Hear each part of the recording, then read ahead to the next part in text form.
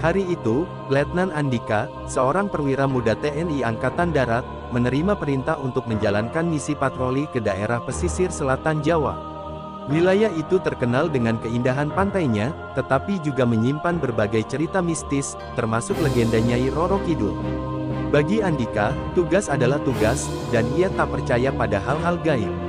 Perjalanan menuju pantai berlangsung lancar, meski jalan berliku dan udara pantai mulai terasa. Bersama 3 rekannya, Andika memasuki sebuah desa kecil di tepi laut. Warga desa menyambut mereka dengan ramah, tetapi wajah mereka tampak menyiratkan sesuatu yang lain, kecemasan. Salah satu tokoh desa, Pak Karta, memperingatkan mereka untuk berhati-hati. Pantai selatan bukan tempat sembarangan. Ada aturan yang harus dihormati, katanya. Andika tersenyum sopan dan meyakinkan bahwa mereka akan menjaga sikap. Malam pertama di desa itu berjalan tenang. Andika dan timnya menginap di sebuah rumah kecil yang disediakan warga. Namun, saat malam semakin larut, Andika terbangun karena mendengar suara ombak yang tak biasa. Seolah ada seseorang yang memanggil namanya. Ia keluar dari rumah untuk memeriksa, tetapi tak menemukan apa-apa selain gelap dan suara debur ombak. Rekannya, Sersan Riko, menyusul dan bertanya apakah semuanya baik-baik saja. Hanya suara ombak, mungkin angin malam, jawab Andika, meski hatinya merasa sedikit tidak tenang. Keesokan paginya, tim memulai patroli di sepanjang pantai. Andika terpesona oleh keindahan alam di depannya. Langit biru, pasir putih, dan laut yang tampak tak berujung. Namun, ia juga merasakan aura yang sulit dijelaskan, seolah-olah pantai itu menyimpan rahasia yang dalam. Pak Karta kembali mengingatkan mereka agar tidak melewati batas tertentu di pantai. Ada daerah yang dianggap keramat, terutama di dekat tebing itu, katanya sambil menunjuk sebuah tebing yang menjulang di ujung pantai. Namun, Andika hanya menganggapnya sebagai mitos belaka. Hari itu berlalu tanpa insiden. Namun, di malam kedua, Andika kembali mendengar suara yang sama, suara lembut yang memanggil namanya, kali ini lebih jelas dan memikat. Ia memutuskan untuk menyelidikinya, meski tanpa sepengetahuan rekannya. Andika berjalan perlahan menuju pantai, mengikuti suara lembut yang terus memanggilnya. Ombak malam itu tampak lebih besar dari biasanya, seolah mengatur irama dengan panggilan tersebut. Ia merasa ada daya tarik yang tak bisa dilawan, meski pikirannya terus bertanya-tanya. Setibanya di tepi pantai, ia melihat sesuatu yang aneh. Ombak tampak bercahaya kehijauan, seolah ada sesuatu yang mengambang di bawah permukaannya. Andika terkejut, tetapi rasa ingin tahunya mengalahkan rasa takutnya. Tiba-tiba, seorang wanita cantik dengan pakaian kebaya hijau muncul di depannya. Ia berdiri di atas permukaan air, melangkah ringan seperti berjalan di atas daratan. Mata wanita itu menatap Andika dengan lembut, namun penuh wibawa. Andika, wanita itu memanggil namanya dengan suara yang terdengar seperti lagu. "Apa yang kau cari di sini?" tanyanya. Andika terdiam, merasa bingung dan takjub. Ia berusaha berbicara, tetapi hanya bisa menganggukkan kepala. Wanita itu mendekat, dan aroma bunga melati segera menyelimuti udara di sekitarnya. "Aku adalah Nyai Roro Kidul," kata wanita itu dengan suara tenang. "Kau telah memasuki wilayahku tanpa izin." Kata-katanya tidak terdengar seperti ancaman, melainkan seperti peringatan yang lembut namun tegas. Andika, yang biasanya skeptis terhadap hal-hal gaib, tiba-tiba merasa tubuhnya bergetar. Ia mencoba menjelaskan bahwa ia hanya menjalankan tugas negara. "Maafkan saya, Nyai. Saya tidak bermaksud mengganggu," katanya dengan penuh hormat. Sang ratu tersenyum tipis. "Tugas negara memang mulia, tetapi jangan lupa menghormati alam dan penguasanya. Ada hal-hal yang tidak bisa dijelaskan dengan logika manusia," ucapnya. Andika mengangguk, menyadari bahwa ini bukan mimpi. Setelah mendengar kata-kata Nyai Roro Kidul, Andika mencoba memahami situasi yang sedang dihadapinya. Sang Ratu Laut Selatan menjelaskan bahwa wilayah pantai ini memiliki energi yang kuat dan terhubung dengan dunia lain, sehingga tidak semua orang dapat masuk tanpa membawa konsekuensi. "Manusia sering lupa bahwa alam memiliki hukum dan tata caranya sendiri," ujar Nyai Roro Kidul. "Kalian datang ke sini tanpa mengindahkan aturan adat yang sudah lama dijaga." Andika mengangguk perlahan. Ia mulai menyadari bahwa ada hal-hal yang tak boleh dianggap remeh. Namun, Nyai Roro Kidul tampaknya tidak menunjukkan permusuhan.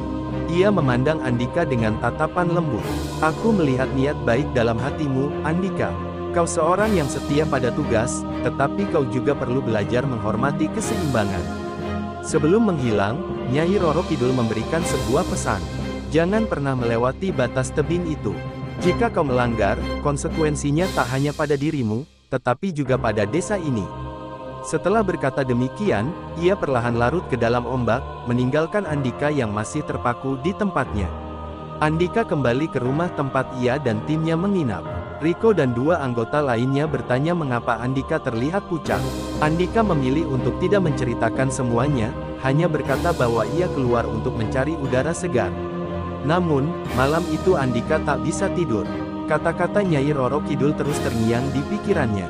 Ia merasa harus membicarakan hal ini kepada seseorang, tetapi ia juga takut dianggap berkhayal atau kehilangan kredibilitas sebagai seorang perwira. Keesokan harinya, tim melanjutkan patroli. Mereka mendekati daerah tebing yang disebut-sebut sebagai tempat keramat. Andika merasa was-was, tetapi ia tetap mengikuti prosedur. Sementara itu, Riko, yang terkenal sebagai orang yang skeptis terhadap hal gaib, justru tertarik untuk mendekati tebing itu lebih dekat. "Ah, ini hanya mitos, Letnan. Jangan terlalu serius," kata Riko sambil tertawa. Ia melangkah lebih jauh, tetapi Andika segera menariknya. "Kita tidak boleh melanggar aturan, Riko. Ingat pesan warga desa," ujar Andika tegas. Namun, kejadian aneh mulai terjadi. Angin tiba-tiba bertiup kencang, dan suara ombak berubah menjadi gemuruh yang menakutkan. Andika merasa ada sesuatu yang mengawasi mereka dari kejauhan, tetapi ia tidak tahu apa. Setelah kembali dari patroli, Andika merasa tidak tenang. Angin yang tiba-tiba kencang dan perubahan suasana di tebing itu seperti memberikan pertanda bahwa ada sesuatu yang salah. Warga desa juga terlihat lebih gelisah dari biasanya. Pak Karta, yang menjadi penengah antara tim TNI dan adat setempat, mendatangi Andika. "Letnan, saya khawatir ada yang melanggar batas. Alam di sini tidak bisa dipermainkan," katanya dengan nada serius. Andika berusaha menenangkan Pak Karta dan meyakinkan bahwa mereka berhati-hati. Namun, saat malam tiba, sebuah kejadian aneh kembali terjadi. Ombak di pantai semakin besar, dan suara angin terdengar seperti tangisan. Warga desa berkumpul di balai desa untuk berdoa, berharap agar situasi kembali tenang. Andika memutuskan untuk berjaga di tepi pantai bersama Riko dan dua rekannya. Mereka ingin memastikan bahwa tidak ada yang membahayakan desa. Namun, di tengah malam, mereka melihat sosok perempuan berjubah hijau berdiri di kejauhan. Sosok itu memandang ke arah mereka, dan angin tiba-tiba berhenti. "Itu dia," gumam Andika pelan. Riko, yang awalnya tidak percaya, kini mulai merasa gentar. "Apa itu, Letnan? Apa kita harus mendekat?" tanya Riko dengan suara bergetar. Andika melarang mereka untuk mendekati sosok itu. "Jangan bergerak, kita hanya mengamati dari sini," perintahnya. Sosok itu tidak bergerak, tetapi aura di sekitarnya terasa sangat kuat. Ketika fajar tiba, sosok itu menghilang. Andika merasa bahwa ini adalah peringatan dari Nyai Roro Kidul. Ia memutuskan untuk bertemu lagi dengan Pak Karta dan meminta nasihat lebih lanjut. "Ada sesuatu yang harus kita lakukan untuk menjaga desa ini tetap aman," kata Andika dengan tegas. Pak Karta menyarankan agar Andika melakukan ritual penghormatan kecil di pantai. "Ini bukan soal mempercayai atau tidak. Ini soal menjaga hubungan baik dengan alam dan penghuni tak kasat mata di sini," ujar Pak Karta. Andika setuju, meski ia masih merasa ragu. Ia sadar bahwa tugas ini bukan hanya soal melindungi warga dari ancaman manusia, tetapi juga dari kekuatan gaib yang nyata. Pagi itu, Andika mengumpulkan timnya dan memberitahu bahwa mereka akan mengikuti saran Pak Karta untuk melakukan ritual kecil di pantai. Riko dan anggota lainnya tampak ragu, tetapi Andika bersikeras. "Ini bukan soal percaya atau tidak, ini soal menghormati adat dan menjaga keamanan kita semua," tegasnya. Pak Karta menyiapkan sesajen sederhana berupa bunga, kemenyan, dan makanan tradisional. Ritual dilakukan di dekat tepi pantai, di bawah arahan seorang sesepuh desa. Sesepuh itu melantunkan doa-doa dalam bahasa Jawa kuno, memohon perlindungan bagi tim TNI dan warga desa dari gangguan apapun. Andika, yang awalnya merasa canggung, mulai merasakan ketenangan saat aroma kemenyan memenuhi udara. Ia merasakan semacam kedamaian yang sulit dijelaskan, seolah ada kekuatan yang melindungi mereka. Rico, meskipun masih tampak skeptis, mulai menunjukkan rasa hormat terhadap proses tersebut. Setelah ritual selesai, sesepuh desa menatap Andika dan berkata, Ratu Laut Selatan tidak pernah berniat mencelakai manusia yang menghormatinya. Namun, jika ada yang melanggar batas, hukum alam akan berlaku. Kata-kata itu membuat Andika semakin yakin bahwa ia harus menjaga sikap selama bertugas. Malam harinya, suasana desa mulai tenang. Angin kencang yang biasanya berhembus di malam hari mereda, dan suara ombak kembali normal. Namun, Andika merasa bahwa ini bukan akhir dari tantangan yang mereka hadapi. Ada sesuatu yang belum selesai. Sementara itu, Rico mulai membuka diri dan bertanya lebih banyak tentang legenda Nyai Roro Kidul. Apa kau benar-benar percaya, Letnan? Maksudku, soal perempuan berjubah hijau itu. Tanyanya. Andika tidak langsung menjawab. Aku tidak tahu apa itu kepercayaan, Rico. Tapi aku tahu apa yang aku lihat, jawabnya. Percakapan mereka terhenti saat salah satu warga desa datang dengan tergesa-gesa. Pak Letnan, ada sesuatu di pantai, teriaknya. Andika segera memimpin timnya menuju lokasi. Mereka menemukan jejak kaki besar di pasir, mengarah ke laut. Jejak itu tampak aneh, seperti bukan milik manusia maupun hewan biasa. Andika memutuskan untuk berjaga lebih ketat di sekitar pantai.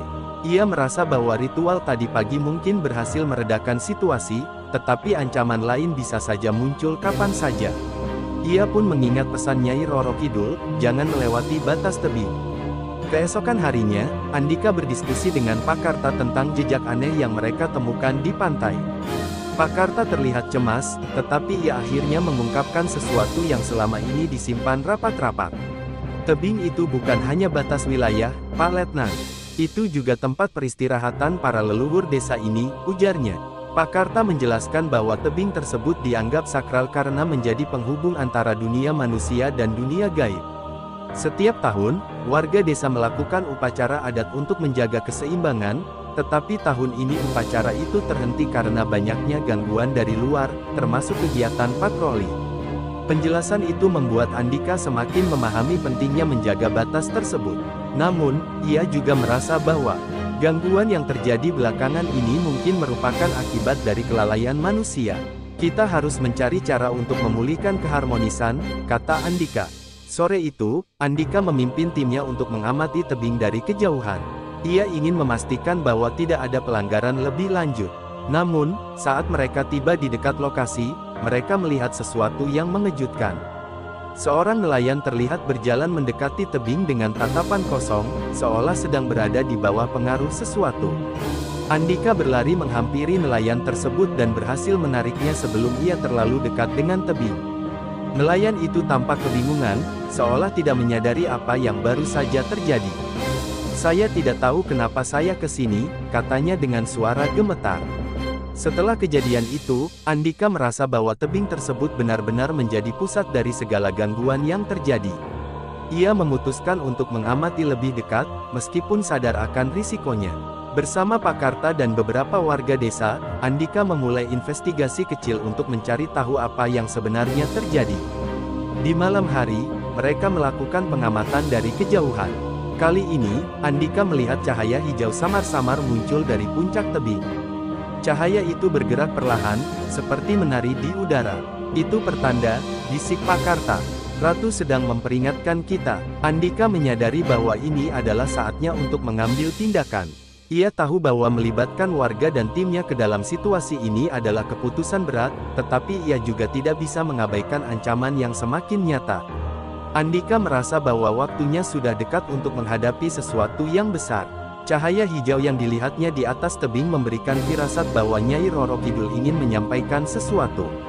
Namun, ia tidak tahu bagaimana cara mendekat tanpa melanggar batas yang telah diingatkan. Malam itu, setelah memastikan desanya aman, Andika memutuskan untuk berjaga sendirian di pantai. Ia duduk di tepi laut, menatap ombak yang datang dan pergi. Dalam keheningan malam, suara lembut kembali memanggil namanya. Kali ini lebih jelas dan memikat daripada sebelumnya. Andika, suara itu terdengar seperti bisikan yang datang langsung ke hatinya. Andika berdiri, menoleh ke sekeliling, tetapi tak ada seorang pun. Ombak tiba-tiba bergerak lebih cepat, dan di kejauhan, ia melihat sosok wanita berjubah hijau melangkah pelan dari tengah laut menuju daratan. Andika menahan napas saat wanita itu mendekat. Sama seperti sebelumnya, aura yang dipancarkan wanita tersebut begitu kuat, membuat tubuh Andika bergetar. "Nyai Roro Kidul," gumamnya tanpa sadar. Wanita itu tersenyum tipis, tetapi kali ini ada kekhawatiran di matanya. "Andika, kau telah melihat banyak hal. Kini, aku memanggilmu untuk sebuah tujuan penting. Kau harus menjaga desa ini dari ancaman yang lebih besar," katanya. Andika bingung. "Ancaman apa, Nyai? Apa yang bisa saya lakukan?" tanyanya dengan penuh rasa ingin tahu. Sang ratu memandang ke arah tebing dan berkata, "Ada kekuatan lain yang telah terusik. Mereka bukan dari kerajaanku, tetapi dari dunia yang lebih gelap. Jika kau tidak berhati-hati, desa ini akan menjadi medan pertempuran." Kata-kata Nyai Roro Kidul membuat Andika merasa bahwa tugasnya jauh lebih besar daripada yang ia bayangkan. Ia harus melindungi desa ini tidak hanya dari ancaman fisik, tetapi juga dari kekuatan gaib yang jauh di luar kemampuannya. Sebelum menghilang, Nyai Roro Kidul memberi Andika sebuah pusaka kecil berupa cincin emas dengan batu hijau di tengahnya. "Ini adalah tanda perlindungan. Selama kau mengenakannya dengan niat yang tulus, aku akan melindungimu dan desamu," ujarnya. Andika merasa berat untuk menerima tugas ini, tetapi ia tahu bahwa ia tidak punya pilihan. "Terima kasih, Nyai. Saya akan melakukan yang terbaik," katanya. Sang ratu hanya mengangguk sebelum perlahan menghilang ke dalam ombak. Keesokan harinya, Andika memberitahu Pak Karta dan beberapa tokoh desa tentang pertemuannya dengan Nyai Roro Kidul. Mereka mendengarkan dengan serius, tetapi wajah mereka semakin cemas. Pak Karta akhirnya mengungkapkan sebuah rahasia lain. "Letnan, tebing itu memang menjadi batas wilayah ratu, tetapi juga menjadi penjara bagi makhluk-makhluk yang pernah melawan kekuasaannya. Jika ada yang melewati batas, mereka akan terbebas," ungkap Pak Karta. Andika terkejut mendengar penjelasan tersebut. Ia langsung teringat pada nelayan yang hampir melangkah ke tebing dan pada jejak aneh yang ditemukan di pasir. Mungkinkah salah satu dari makhluk itu sudah bebas? Pak Karta menjelaskan bahwa mereka harus melakukan upacara besar untuk memperkuat segel di tebing.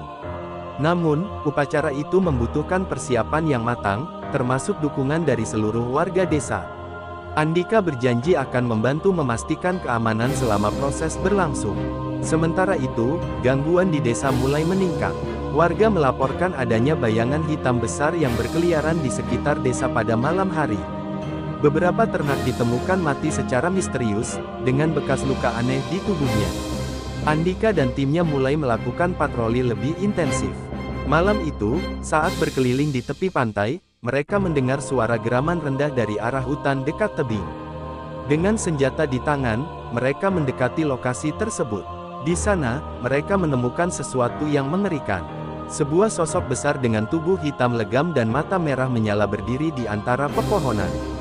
Sosok itu tampak seperti campuran manusia dan hewan, dengan cakar besar dan taring tajam.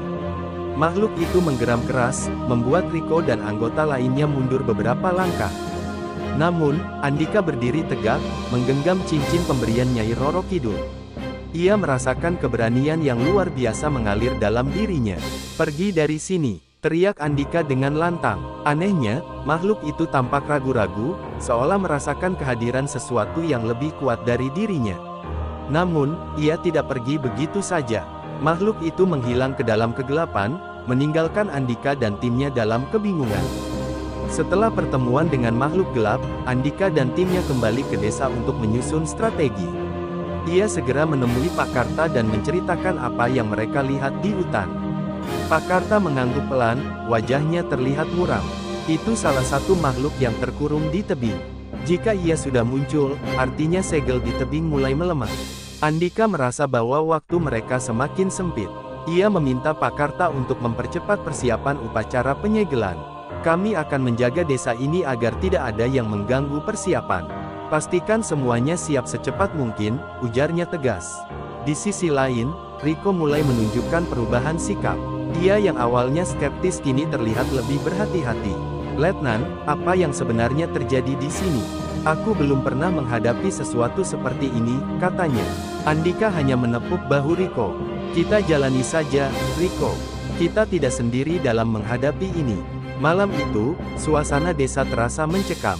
Warga berkumpul di balai desa, berdoa bersama sambil menunggu waktu upacara. Andika dan timnya berjaga di sekitar desa, memastikan tidak ada gangguan dari makhluk gaib maupun ancaman lainnya. Tiba-tiba, suara geraman keras terdengar dari arah pantai. Andika segera bergerak ke sana bersama Riko dan dua rekannya. Mereka melihat bayangan besar mendekat dari kejauhan. Saat cahaya senter menerangi, makhluk itu kembali muncul, lebih besar dan lebih menakutkan daripada sebelumnya. Makhluk itu melangkah mendekat, menggeram dengan ganas. Andika mengangkat senjatanya, tetapi ia tahu peluru biasa mungkin tidak akan berpengaruh. Ia menggenggam cincin pemberian Nyai Roro Kidul, berharap perlindungan Sang Ratu bisa membantu mereka. Makhluk itu berhenti beberapa meter dari Andika, tampaknya ragu untuk melangkah lebih jauh. Andika memanfaatkan momen itu untuk berbicara. "Pergilah, ini bukan tempatmu. Kami akan menyegel tempat ini kembali," teriaknya dengan penuh keberanian. Tiba-tiba, angin kencang berhembus, membawa aroma melati yang familiar. Dari arah laut, sosok Nyai Roro Kidul muncul, melangkah perlahan dengan wibawa yang luar biasa. "Kau terlalu berani melawan kehendakku," katanya kepada makhluk tersebut. Makhluk itu mengeluarkan suara geraman keras, tetapi tampaknya gentar dengan kehadiran Sang Ratu. Dengan satu gerakan tangan, Nyai Roro Kidul menciptakan gelombang besar yang menghantam makhluk itu hingga terlempar ke dalam hutan. "Andika, waktumu semakin sedikit. Pastikan upacara selesai malam ini," ujar Sang Ratu sebelum menghilang kembali ke dalam ombak. Andika mengangguk tegas dan segera kembali ke desa untuk memastikan segalanya berjalan sesuai rencana. Di desa, warga telah siap melakukan upacara penyegelan.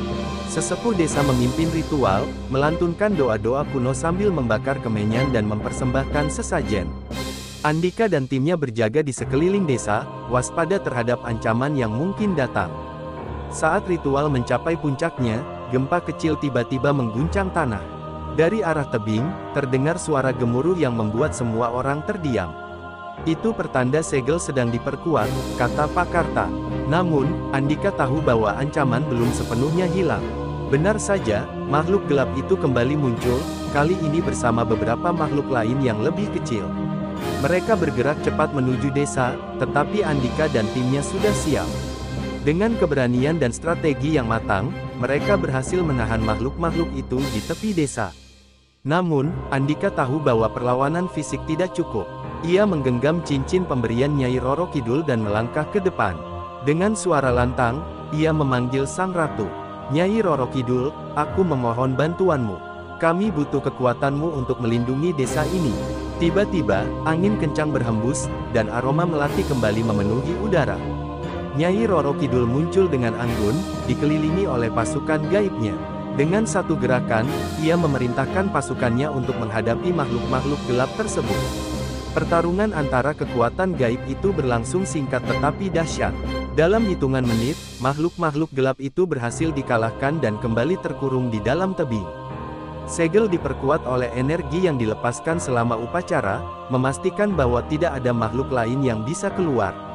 Setelah semuanya selesai, Nyai Roro Kidul mendekati Andika. "Kau telah menjalankan tugasmu dengan baik, Andika. Ingatlah, manusia harus selalu menjaga keseimbangan antara tugasnya dengan menghormati alam dan penguasanya." Andika mengangguk hormat. "Terima kasih, Nyai. Saya akan mengingat pesan ini seumur hidup saya." Sang Ratu tersenyum sebelum menghilang ke dalam ombak untuk terakhir kalinya. Hari itu menjadi pelajaran besar bagi Andika dan timnya. Mereka pulang dengan pengalaman yang tak akan pernah dilupakan, membawa pesan penting tentang harmoni antara manusia, alam, dan kekuatan gaib. Desa itu pun kembali tenang, dan legenda Nyai Roro Kidul semakin dihormati oleh semua orang.